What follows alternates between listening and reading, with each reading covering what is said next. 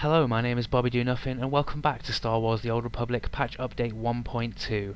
In this video I'd like to talk to you all about the Legacy System, the much anticipated Legacy System. Now to bring it up, it's in your tool panel at the top, or you press Y if you've adjusted your UI. As you can see, there are a few tabs to go through, so I'm going to start with the classes. You've got Republic and Imperial, and I'm going to concentrate on Imperial for now because I haven't got any Republic classes above level 11, I think. So, first things first, you've got it split into 4 sections, which is obviously your 4 basic classes. The only one I have of any merit is the Sith Inquisitor, so we'll go on to that one. Now, in each section you have subsections, and the first subsection is for character, and the second one is for companion achievements. So the first 3 are basically for completing your storyline as your character.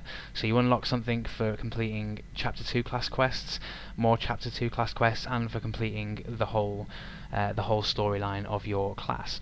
And they unlock a couple of things. The first one is just an emote, which is /Inquisitor, which I will show you in a minute.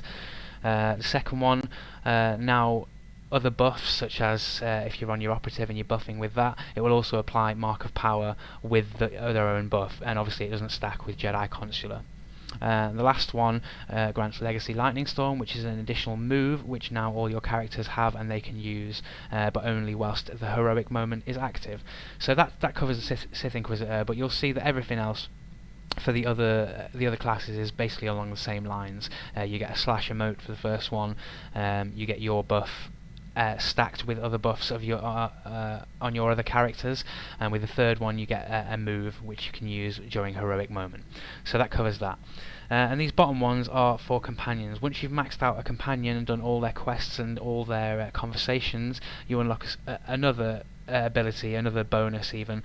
The only one I've got is Kenval, because I have been slacking with my companions, but Kenval grants me a bonus to my accuracy and increases my heroic moment by 12 seconds and reduces its cooldown by a minute. Now as you can see, you only get one bonus per specific class of companions, so you only get one bonus for a melee tank, you only get one bonus for ranged damage, one bonus for melee damage, etc, etc. But I believe that the companions are so that you have one of each for each class anyway, so you have a tank, a ranged, a melee, a healer, and a ranged tank. I could be wrong on that, but it's all there for you to see for yourselves. I've just given you a little breakdown of that. So we'll move on to the next tab, which is Species, and we'll go on to the one that I have actually unlocked, which is Twi'lek. And something they've brought in with this Legacy System, something they preached before it came out, was that there would be 2 ways to unlock things. You could do it through alignment or another requirement, or you could buy it if you had a load of credits lying around because you'd been farming credits. But let's first of all talk about what it does. I've unlocked Twi'lek, which means that I can now pick a Twi'lek for any class. I can have a Twi'lek of any class that I would like, and that goes the same for any of the classes. If you unlock them, you can then use them for any class, except for humans, because you can already be any class with humans, so that gives you an extra 100 presents to all characters. And that's about it. That speaks for itself. Like I say, you can unlock them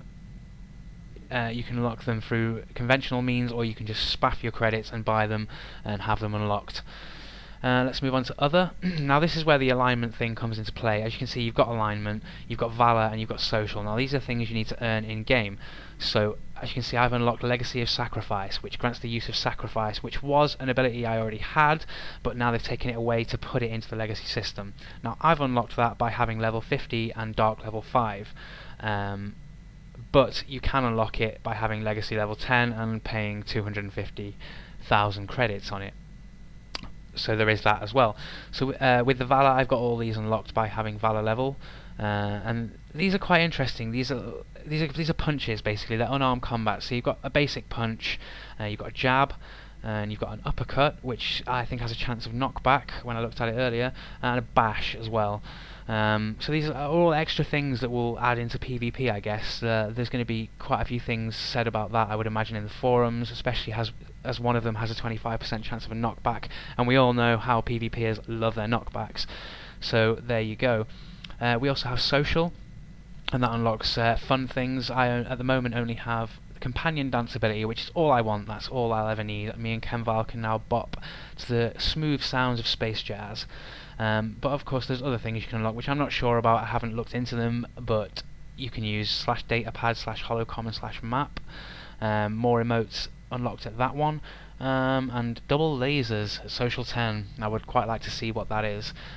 All the rest of them, the ship unlocks and the convenience unlocks, are just purchasable ones that you can buy with credits if you've got them lying around. Such things as rocket boost, which provides a personal rocket booster on all characters, and then extra things such as reduces the cooldown of it by 30 seconds and then by 60 seconds. I imagine that's going to be a great one for PvP.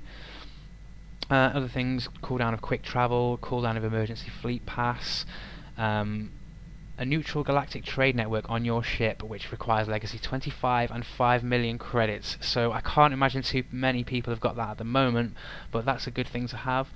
Nonetheless, training dummy on your ship, a mailbox on your ship, and an astromech droid on your ship. So they're all another bunch of things. And then additional to that, you've also got a sneak peek at what's coming up in Game Update 1.3, which some of these make me very excited, such as a portable mailbox, field respec, a repair droid, 3 levels of repair droid. Obviously, there's only speculation on why there's 3 levels of it, but that's something that's quite exciting to me anyway. I don't know about you guys. Things for companion as well, increasing affection gains, affection gains. And then increasing experience gains as well, which is obviously great for characters that you are leveling up. But these are all things that are coming in 1.3. It's just a sneak peek to whet your appetite. So the last thing I wanted to talk about on the legacy side of things is the family tree. It's what you've all wanted, the family tree. So as you can see, I've got my main character in the middle there. I put her in there. She was over here. So you just drag in and drop to start your family tree. Now, something I want to point out is when I started to look at the family tree, I only had Donuffin, my one character, and I soon realised that in order to get the other characters up on these slots here, you had to go and log into them. So I went and logged into a couple of my characters just to bring them up, so I could show you what this family tree is all about.